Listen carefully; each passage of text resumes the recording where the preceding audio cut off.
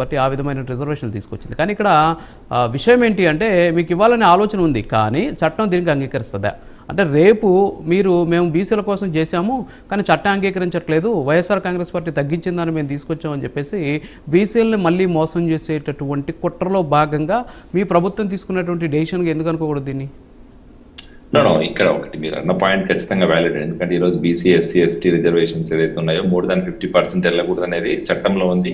దానికి లోబడే ఈ రోజు నిర్ణయం తీసుకున్నారు. ఖచ్చితంగా ఈ రోజు చంద్రబాబు నాయుడు గారు ఇన్ని సంవత్సరాలు రాజకీయ అనుభవం ఉన్న తర్వాత 34% బిల్లు ఈ రోజు అనౌన్స్ చేసి దాని మళ్ళీ బ్యాక్ తీసుకునే పరిస్థితి ఉండదు.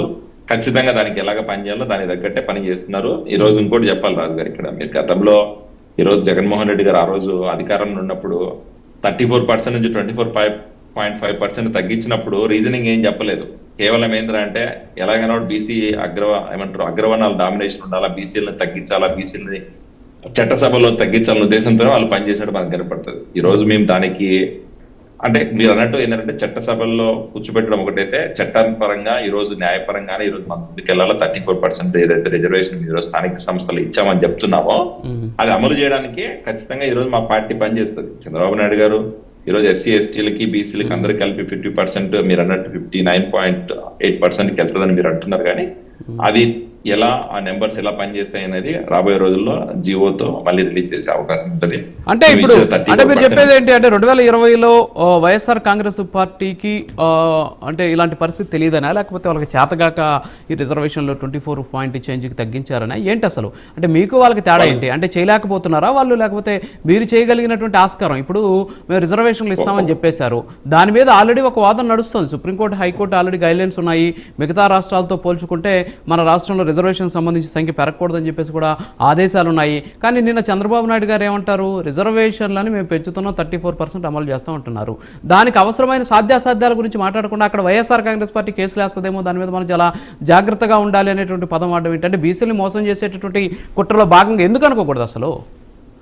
మేము బీసీలు మోసం చేసే పార్టీ, బీసీలు మోసం చేయాలన్న ఆలోచన మాకు ఎప్పుడు లేదు రాజు గారు. మీరు ఒకసారి గతంలో చూసుకున్నా, హిస్టరీ చూసుకున్నా కూడా ఎప్పుడు బీసీలకు మోసం చేయలేదు.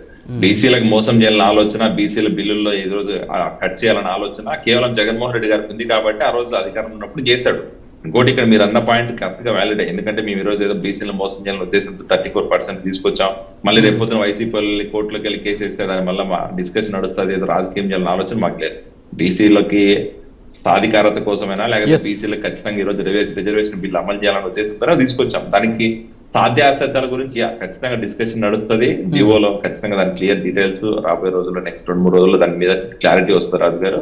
అట్ ద సేమ్ టైం మీరు ఒక పాయింట్ ఇక్కడ గుర్తుపెట్టుకోవాలి, జగన్మోహన్ రెడ్డి గారు చేయలేకపోయినారా అంటే జగన్మోహన్ రెడ్డి గారు చేయాలని ఆలోచన లేదు. ఎందుకంటే బీసీల సంక్షేమం కోసమైనా బీసీల సాధికారం కోసమైనా పనిచేయాలన్న ఆలోచన వైఎస్ఆర్సీపీకి లేదు. అగ్రవర్ణాల కోసం, వాళ్ళ పార్టీలో కొంతమంది గ్రోత్ కోసం, లేకపోతే వాళ్ళ అంటే అనకూడదు కానీ ఒక క్యాస్ట్ పైకి రావాలనే ఉద్దేశంతోనే బీసీల రిజర్వేషన్ తగ్గించిన పరిస్థితి గతంలో ఉంది. సో అందుకనే దీనికి సంబంధం లేదు, లింక్ లేదు. ఖచ్చితంగా ఈ రోజు మీరు 2-3 రోజుల్లో క్లియర్ దాని మీద జియో ఇష్యూ చేస్తారు. ఒక చిన్న బ్రేక్ ఉంది సార్, బ్రేక్ తర్వాత మనం కంటిన్యూ